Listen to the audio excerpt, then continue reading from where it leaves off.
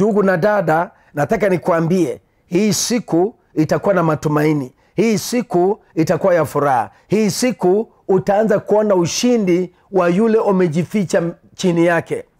Utaanza kuona ushindi kwa yule umemkimbilia. Daudi akasema, na kukimbilia Bwana nisiaibike. Na ndio sababu maandiko mengine nasema, Yohana 14:27 nasemaje? Yesu akasema, amani yangu nawaachia, amani yangu nawapa. Sio kama vile dunia inavyopeana, amani yangu nawaachia. Na baada nasema, msisumbuke ndani ya mioyo yenu na msiwe na hofu. Kwa hivyo Yesu anazungumza na sisi.